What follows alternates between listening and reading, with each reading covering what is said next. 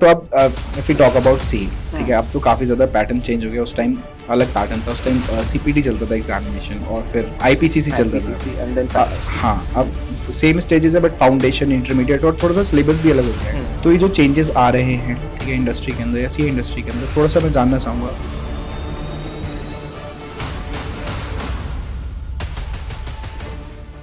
कि इसकी क्या रेलिवेंस है, ठीक है, जो क्योंकि business environment is dynamic, environment change हो रहा है, कंप्लायंसेस चेंज हो रही हैं, तो वो सारे चेंजेस आ रहे हैं।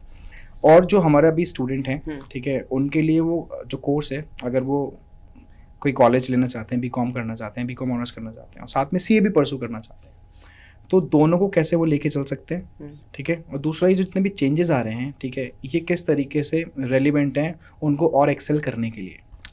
See, I think Aman relevance तो 100% है, बिकॉज अगर आप पुरानी चीज ही पढ़ते रह जाओगे, सो वंस यू क्वालिफाइड और once you get graduate from the such a esteemed college, आप आउटडेटेड रह जाओगे, बिकॉज आप जो पढ़ रहे हो फिर वो कोई रेलिवेंस उसका बचेगा। Exactly. I will give you a very small example, like when I was preparing for my CA exams, और जब मैं बीकॉम ऑनर्स कर रहा था उस समय जीएसटी, जो मेरा एक बहुत ही फेवरेट थिंग सब्जेक्ट है, वो इंट्रोड्यूस होने वाला था, हुआ भी नहीं था, होने वाला था।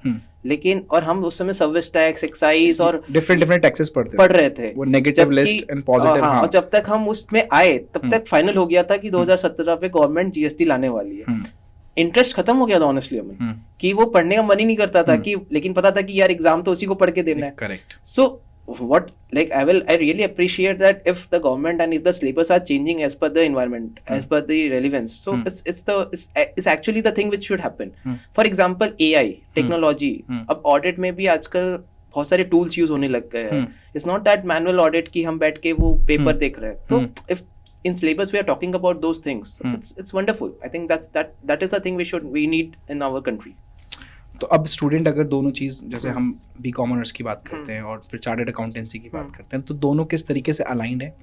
और स्टूडेंट अगर करना चाहें इसको, कि वो बी कॉम ऑनर्स भी करना चाहते हैं, एक प्रोफेशनल कोर्स करना चाहते हैं, और उसके अलावा भी सीए के अलावा भी अदर कोर्सेज हैं, तो वो कौन से कोर्सेज कर सकते हैं। एक एकेडमिक कोर्स हो गया, साथ में एक प्रोफेशनल कोर्स हो गया, तो वो चाहे वो चार्टर्ड अकाउंटेंसी हो, चाहे वो ACCA हो, चाहे कोई भी XYZ कोर्स हो, तो दोनों किस तरीके से अलाइन होकर स्टूडेंट कर सकते हैं, क्योंकि थोड़ी सी डिफिकल्टी आ जाती है जब हम दो कोर्स कर रहे होते हैं। डेफिनेटली। तो वो कैसे उसको ओवरकम कर सकते हैं। See I think Aman, it's all about balancing, ठीक है। अब हमें क्या होता है कि हम सीए भी करते थे, तो अब कोई अगर बच्चा सीए कर रहा है तो ऑब्वियसली वो आर्टिकलशिप तो अपने ग्रेजुएशन के बाद ही स्टार्ट करेगा। एग्जैक्टली। सो वो जो 3 साल और या 4 साल जो भी उसके बीकॉम जो ग्रेजुएशन के उसके टाइम है, उसमें वो क्या कर सकता है, उसमें वो एक फाउंडेशन क्लियर कर सकता है और उसमें उसको इंटरमीडिएट क्लियर कर। Exactly. And he has sufficient time to utilize that entire 4 years 3 years।